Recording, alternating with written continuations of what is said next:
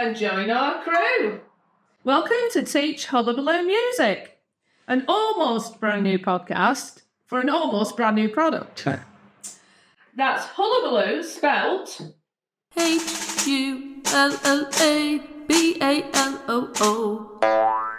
Hullabaloo is a fun, engaging and downright fantastic primary music scheme. It's described by non-specialist teacher Mike as Hullabaloo is a comprehensive, fun and engaging music scheme that will hit the right notes with pupils and teachers alike. So this podcast is for anyone who loves music, teachers in a primary school or both. Well, have we got another packed podcast episode for you? We'll be chatting with special musician guest Steve, who runs his very own Samba band and is a teacher to boot. You all know Steve, don't you? You don't? Oh, well, you soon will. Other features include another book review, funky facts, brand new musical lexicon slot, and our all-new Hulla-Kazoo feature. You can maybe guess what that involves. Anyway, let's begin by saying a huge hello to today's guest, Steve Brown. Hello.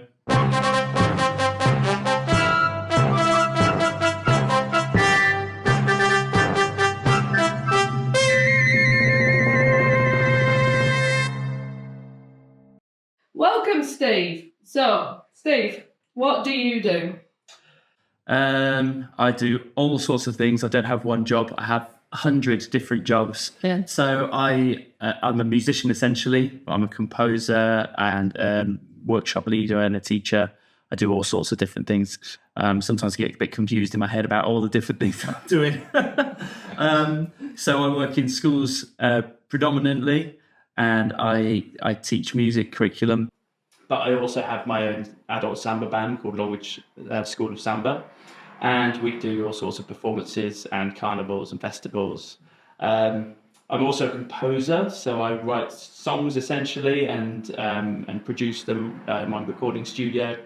And then anything else that'll pay. Absolutely. Brilliant. So your compositions, we're going to talk a bit more about that later on. You're going to give us a bit of samba as well. I am. I know you brought your drum with you. Yes. And you've also brought your guitar, haven't you? So we can have a little listen to you playing as well. So we actually only met a couple of weeks ago, didn't we? Yes. Yes. So how do we know each other, Steve? Well, through a mutual friend, I suppose, called Nick Mackey. Mm-hmm. Big shout out to Nick. Hi, Hello, Nick. Yeah. Thanks, Nick. So yes, I used to work over at Blackburn with Darwin Music Service many moons ago. Yeah. Probably just at the time when you were about to leave, I think. So our paths didn't quite cross. They didn't. So we have that kind of shared history, I suppose. That's right. Yes, we both worked Blackburn with Darwin many moons ago. Yeah. So, but we only just met a couple of weeks ago. So anyway, you've brought your guitar with us, and so you're going to play something for us later if we ask nicely. Yes, I'll warm up the vocal cords. Give them Okay.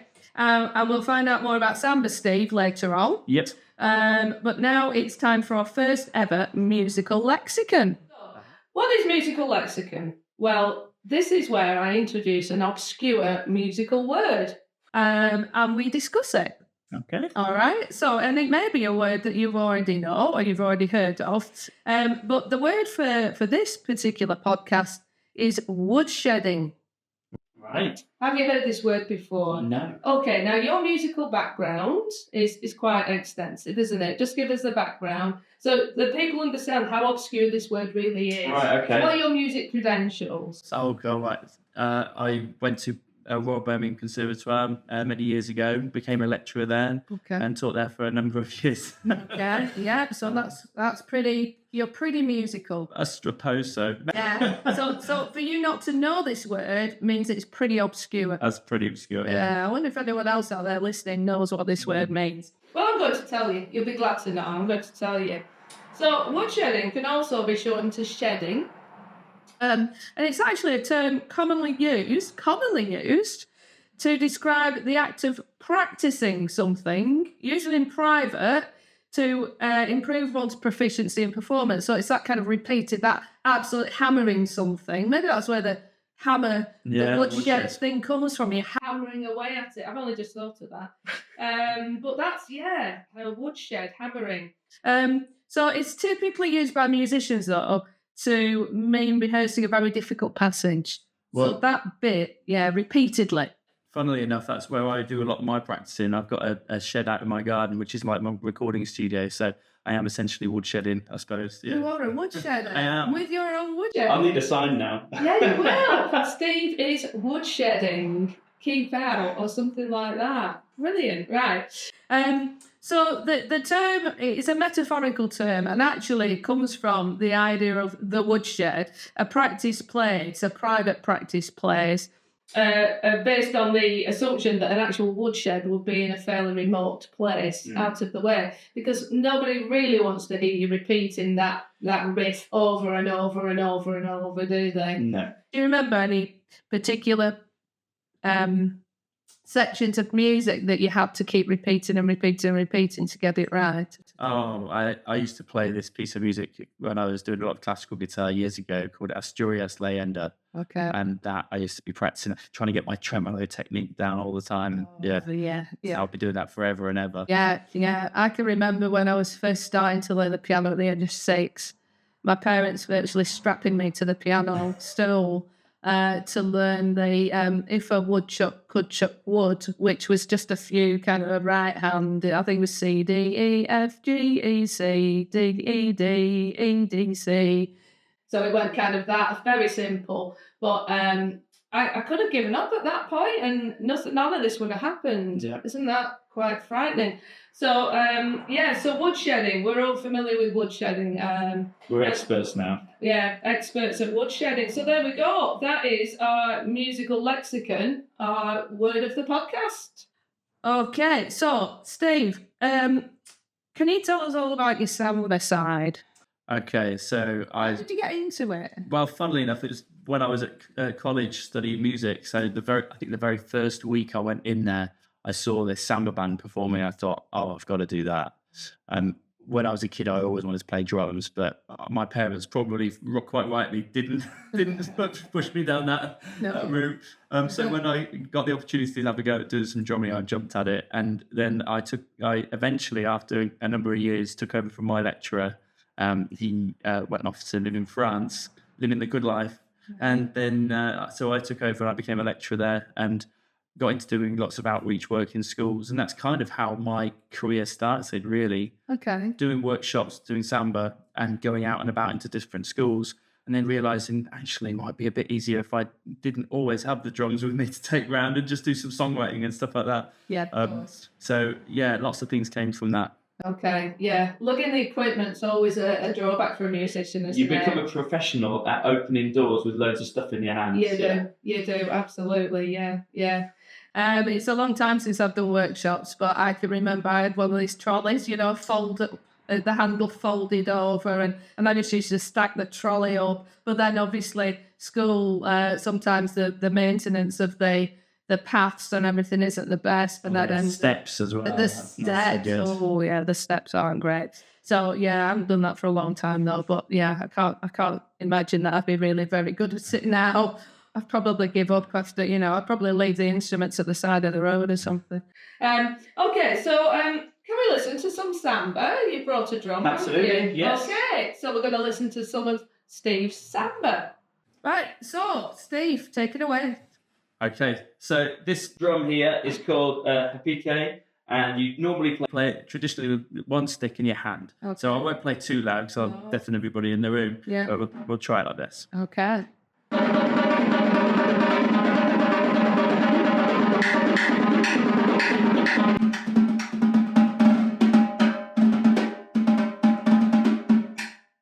Brilliant. Okay.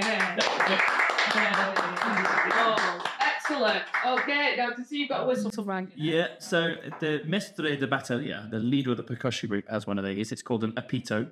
So it's a special fancy whistle, and I like to use it for showing off, which is one of my favourite things. Yeah, why not? So Do it. It goes like this.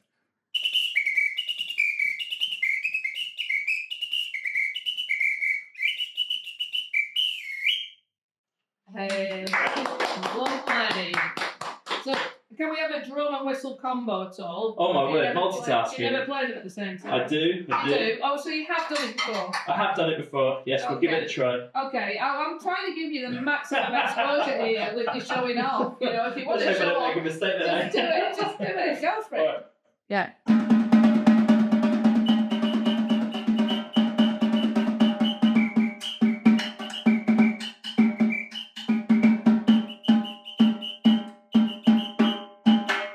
Excellent.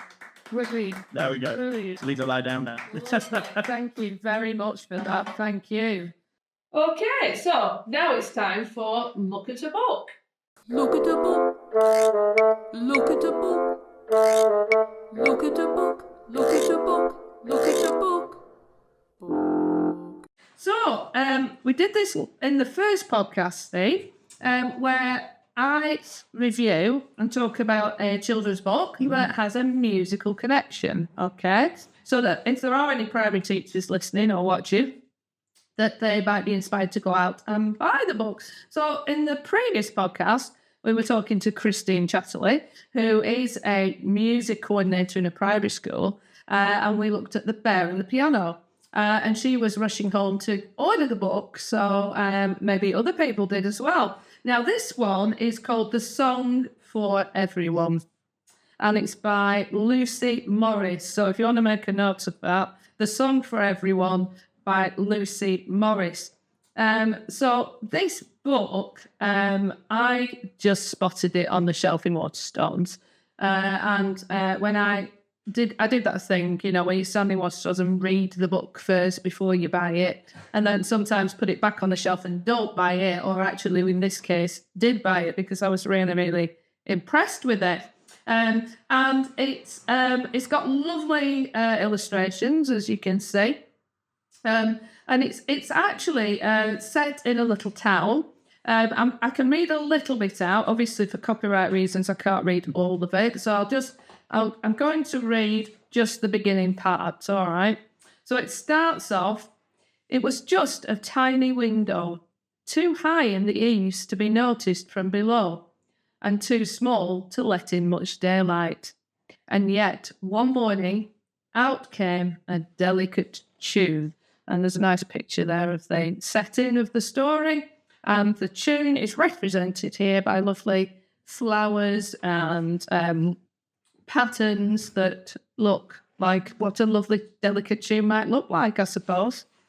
A melody, a song, a sound so sweet drifted out onto the breeze and down into the lanes below. And visually, they've got this lovely melody. I love the idea of the melody looking like that.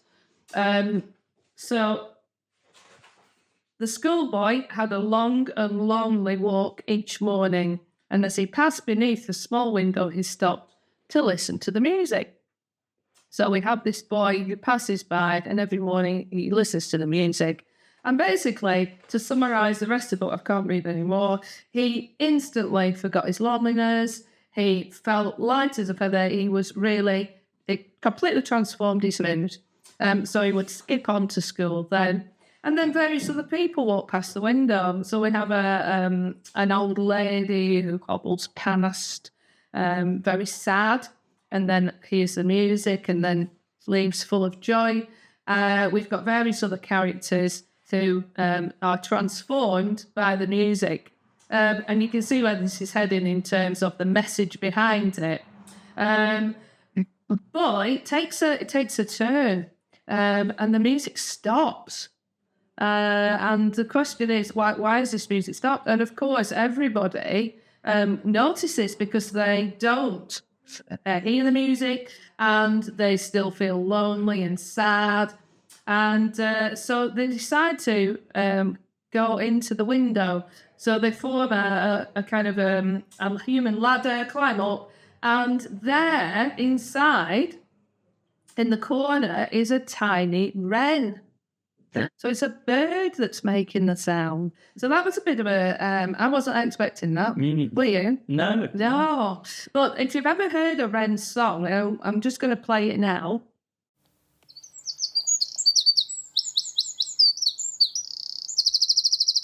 How beautiful is that? gorgeous. Absolutely incredible. And I'm a bit of a twitcher. Well, I'm a lot of a twitcher. So I can recognise bird sounds. Okay. I'm showing off now. Get me? So, but a wren is it's such a loud sound for such a small bird. And it's actually the loudest bird song in ratio to the size of the bird. So that's why this sound would float out and down the street, because wrens have very loud voices. So the bird is so tired. That's the problem from all this singing. So and then they help the bird. And there's a picture there. They winch up to it a basket of provisions. I'm not quite sure whether that would work personally. And in reality, would a wren benefit from a baguette, a banana, a pint of milk? I'm not sure. Or is it for the boy to stay with the wren? I'm not sure. But anyway, it's quite a nice idea. I think it's probably for the boy to be up there accompanying the wren rather than giving that to the wren. And then, miraculously, the melody comes back. So it's a happy ending. Yes, I can confirm. I think it's the boy that stays with the wren, and and the wren is then cheered by the boy's presence. So we've then got a picture at the end where everyone is joining in with the music and the singing and the dancing, and it's a really happy ending. So I like the fact that it was not what I expected, but I do like the strapline on the front. Right? Can you just read us that strapline in red? Story about the power of music to draw us together. Amen.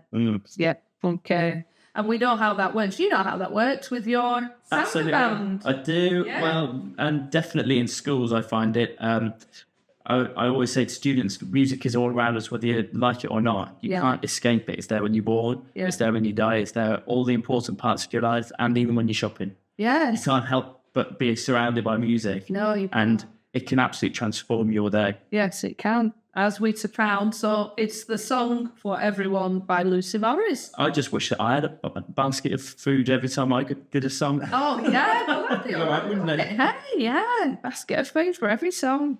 Okay, so that's our look at a book. Look at a book. Look at a book. Look at a book. Look at a book. Look at a book. Right, so let's talk a little bit about your composition work now, Steve. Right. Okay. So how did you kind of first get into composing? Oh, I think I was a teenager and I started writing songs. Okay. And I just sitting in my room with my guitar, strumming along. Yeah. And started singing and having a go. And then eventually formed bands and kind of got into doing that. And used to do a lot of gigs down in London and all over the shop, really. Okay. And I absolutely loved it. Yeah. It's always just continued. And it's almost like a selfish thing, actually, songwriting, I find. And I mean, obviously I've done classical composition and big band stuff and a variety of different things. Yeah. But I suppose songwriting is probably my first love. Okay. And it's just lovely to, whatever's going on in your life, you can just pour it into your music. Yes. And it's one of the best experiences. Yeah. For me, I think maybe even more so than performing. Right. Just that opportunity to kind of explore and create. Yeah, yeah. And you've worked on a few projects, haven't you? Because you showed me a few of them, didn't you? Yep. So tell us about your kind of lockdown stuff. Right. Well, during lockdown, I was still working over at a school, and whilst those children were off, I was doing some home videos to try and and ensure that they could continue learning about music and still doing music whilst they were at home. So I sent those out to the students, but then I kind of sent them a bit further out on Facebook, on YouTube, and they became really popular. And I think their Facebook site's got about 20,000 followers nowadays. And it's doing very well. It's right. Basically the videos were just fun ways of learning about music. So we would learn musical words and terms, but we'd do it practically and through songs and right. And through that I got commissioned. So I worked with the Harris Gallery over in Preston, and they asked me if I would write some history about Preston, and I happened to find this man called Banana King who lived back in, well, it was around 1918, I think. Yeah. And he imported bananas from Okay. the Caribbean over to Preston, and they used to come into Preston docks, and out of the bananas would come snakes and bush babies and bats and all sorts of stuff. And so I had the pleasure of meeting his granddaughter, and she told me all these amazing stories. Wow. And gave me some fantastic bananas. And then I wrote a song about it. And yeah, that's one of my favourites, Banana. Would you play a little bit of it for us and give us Give it a bash. Can we give it a go? Yeah. Okay, thank you.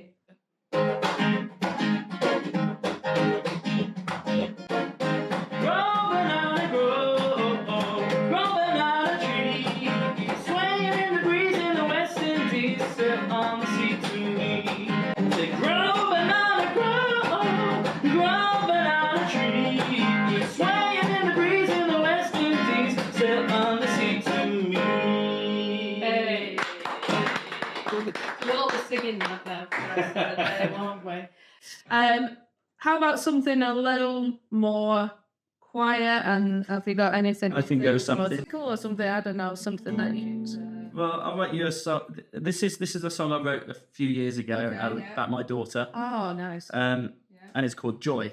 Joy. She's not called Joy. She's not called Joy. Okay. She brings me lots of It it. brings joy. Okay.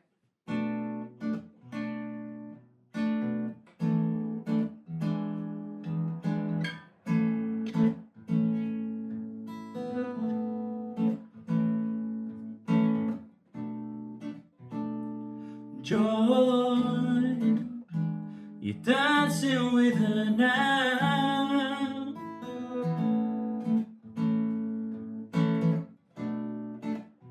And every particle of dust seems to dance within your light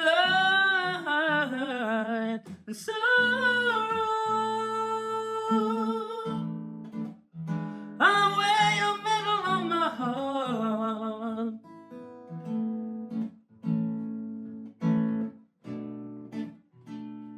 A living proof I love more than myself. Yes. There we go. Right. Thanks ever so much, Steve, for sharing your guitar and your compositions with us. Thank you. We're going to move on to another slot now. So it's time for our Hullabaloo, the brand new feature. We seem to be using the kazoos quite a lot.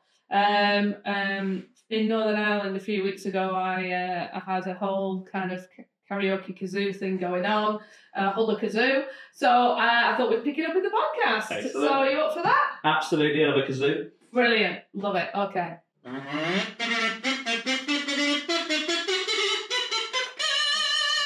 Okay, so a kazoo. Yes. Right, who can't play a kazoo? Well, you'd be surprised. Someone called Robin couldn't play a kazoo. Well, he wasn't actually called Robin. He was called Mr. Robinson. Hi, Mr. Robinson. Well, he couldn't actually play a kazoo because he was blowing it like that. So obviously you don't get a sound out of it. So you have to hum to get a noise out of a kazoo. So what I'm going to do, Steve, is I'm going to hum 3 clips of songs, well-known songs, and there is a connection between them that is a film. So they're all songs from a film soundtrack. Now, I have tested this out already, okay, and someone got it. So it's No pressure though. not hugely obscure. But don't worry if you don't. This is for everybody else who might be listening as well to see if they can work it out. Right. Okay. I'll try not to let you down. Okay, no, come on. All right, okay. So this is the first song. Okay, it goes like this. Yes.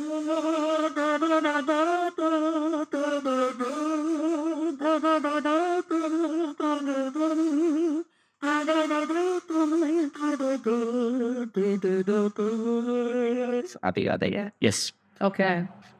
What's the song?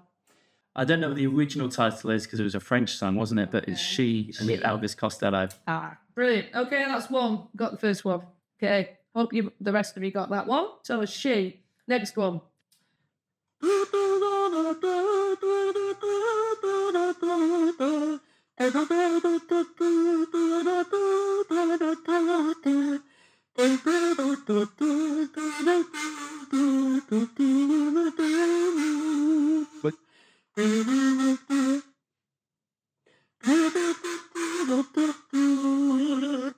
Yes, yeah. Okay, and the title is? You say it best when you say nothing at all. You say Is it nothing wet, at wet? all, yeah. Ronan. Oh, that's right. So Ronan. Yeah, Ronan Keating. So we've got she, we've got when you say nothing at all. I hope the rest of you are thinking about what the film might be while we're doing this. Because at the end of it, I'll be asking Steve if he's got it. And if he's not, hopefully you have. Here's the third one.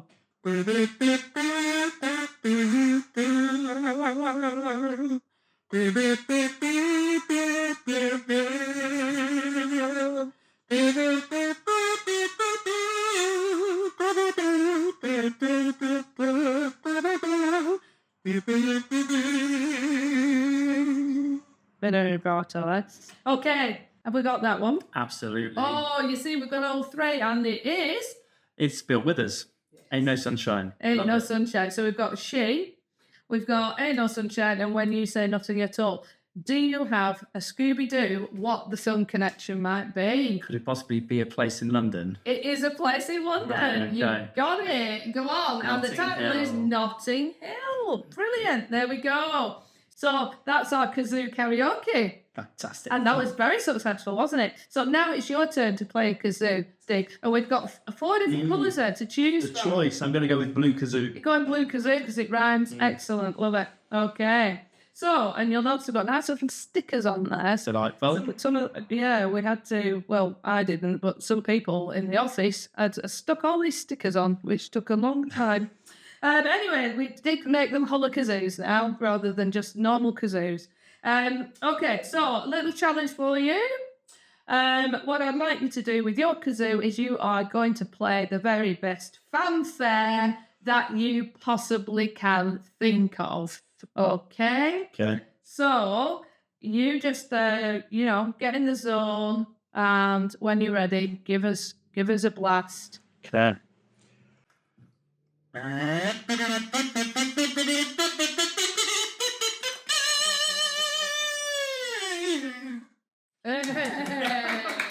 Kind of ran out of steam towards the end there. I know, you kind of don't know where to go with it when you're at the top, do you? Where do you go? So we could have called this feature Having a Blast, Yeah. really. Could have called it something like that. Because, honestly, when we use these in Northern Ireland,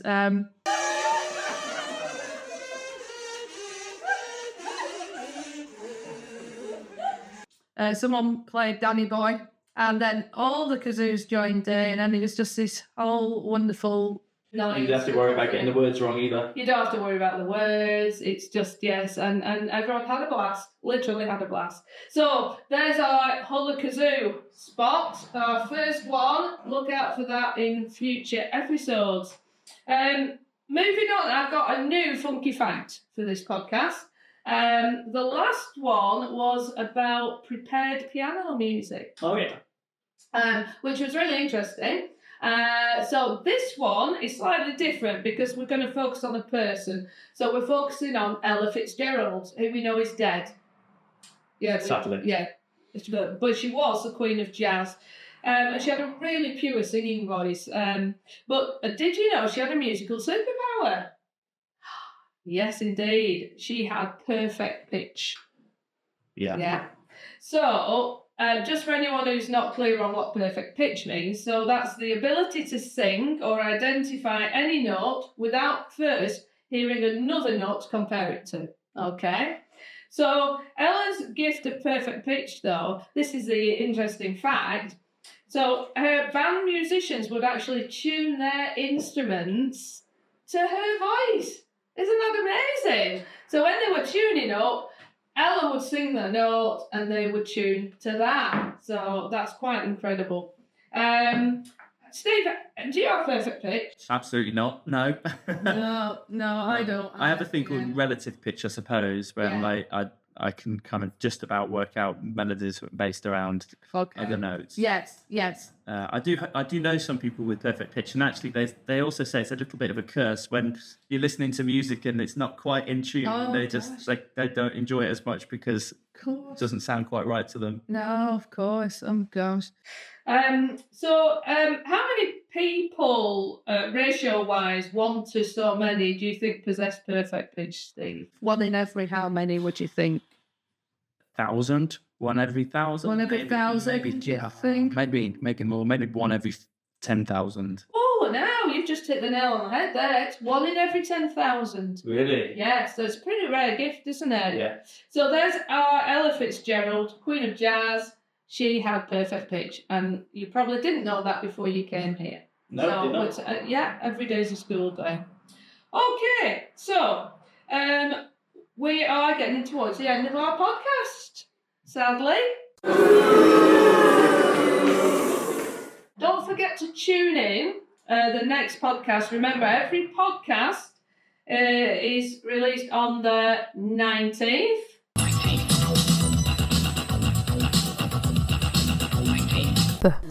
So, and we'll be joined by another special guest, Steve. Thank you so much for bringing your instruments, talking to us, telling us about what you do, and showing us the world's best fanfare on the kazoo. I hope you've enjoyed yourself. Oh, it's been an absolute pleasure. Thank you for having me. Has it been a blast? Absolutely. We've got a bit of a blast thing now with the whole kazoo, so it's been a blast. Love it. Okay, so don't forget, it's the 19th.